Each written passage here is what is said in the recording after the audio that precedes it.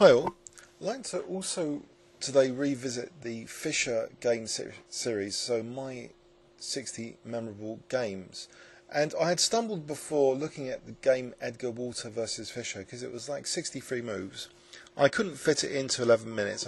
I tried that, and sometimes on my previous operating system, when I was using Ribka, it froze the whole machine and it made the video unusable. So it's a big game, and it was only a draw as well, and it kind of demotivated me to carry on with the series. I wanted to get on to the more exciting games, but I seem to have stopped here. Now I want to make this game interesting, and I'm going to do it. I'll try and do it sort of Tarantino-ish style. I'm going to split it into 3 scenes. The first scene is what I call, the opening disaster for Fischer. His pet's system, the Sicilian, he gets a massive disadvantage. The second scene is managed to get into an endgame position, material down, and the third scene is holding the draw. So it might be split into 3 videos. This is the first part. So let's see this game, Zurich 1959. How did Fischer get such a terrible position out of the opening? So we're going to focus here on the first 27 or so moves. So e4, Fischer plays c5. So knight f3, knight, and then d6. So this is Fischer's. He analysed this to death at knights and stuff. So after knight c3, he plays a6, and this was also favoured by Kasparov over e6 because it avoids bishop b5s. So it's an improved Scheveningen if black wants to play e6, or black can just play e5 if he wants. But actually Fischer goes after bishop g5 for e6. And after f4 now bishop e7. But it seems, white has a very, very aggressive system and knows exactly what he's doing in the opening in this game. He plays queen f3, and all the pieces are very harmonious, and white's going to castle queenside, and the rook on the d file is going to be a menace for things like e5. It's, I don't like playing Sicilian defences like this because sometimes you can be really squashed. And even the great Fischer in this game was almost really on the receiving end of getting wiped out straight out of the opening. So bishop d3 and now b5. So with the idea that e5 can be answered by bishop b7. So white takes on f6. Fischer took back. Now rook h e1. So white's giving up that bishop voluntarily just to gain time for more central grip. e5 still threatened. So bishop b7 puts a pin on that pawn, preventing white from playing e5, and is logical. It's all logical deployment. Using the semi-open c-file, b4 threats, trying to increase the pressure on the c-file generally, and delaying castling is interesting. But Fischer gets in trouble now. So rook c8, g4, and does he really want to castle into it? And he can't castle queenside now because he just prevented that because he just played rook c8. I mean, maybe he could have.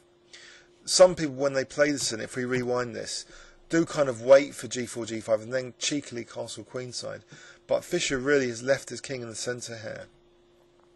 So knight d7, g5. So how on earth does he survive this onslaught? Well, he's playing a logical plan to start off with to try and use the c4 square. But white's still very aggressively carrying out his strategy. So f6. White's got a big advantage now. Bishop f8. Now knight d5. So preparing to sack a knight just to tear the black king to shreds, which is still on e8. So Fischer took on d5 and now played king d8. So this really isn't a pleasant position at all for Fischer. Knight c6 check. Maybe this I'm not sure. I don't really want to check with engines. This was a scary continuation. This continuation. Maybe there's more accurate one. So white sacrificed a pawn to increase the dominance of the light squared bishop over the dark squared one, which is imprisoned by Fischer's pawn on d6. Now queen h5, so starting to probe all these light squares, and look at these rooks, totally uncoordinated.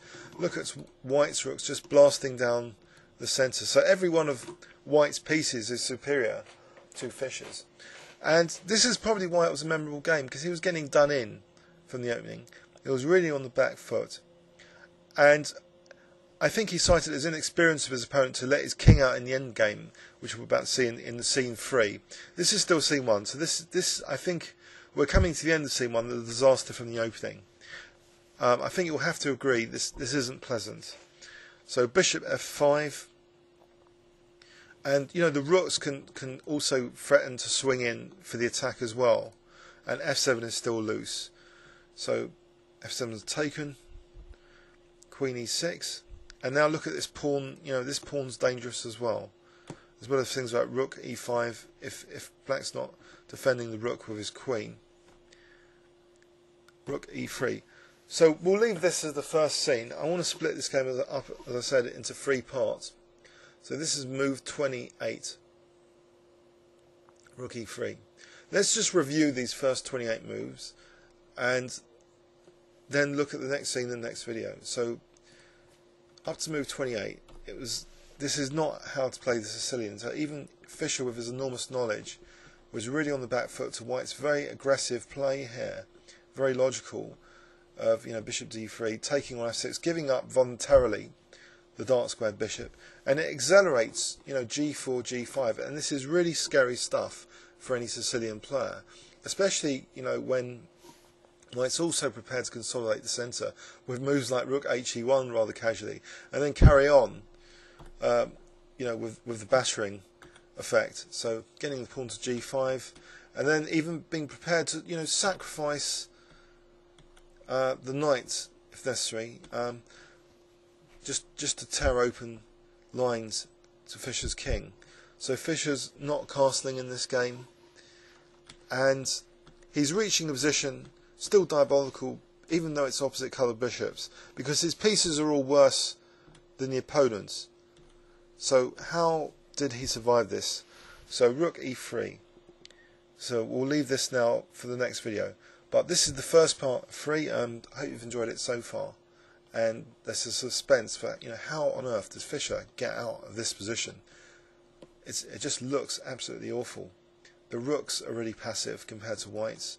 The bishop is hemmed in by its own pawn structure, especially the pawn on d6. And isolated pawn. These pawns are not that. They're all under pressure really. So qualitatively, White's in a great position here, and especially things like rook c3, very concrete threats on the horizon here. Please leave any comments or questions so far on YouTube. Thanks very much.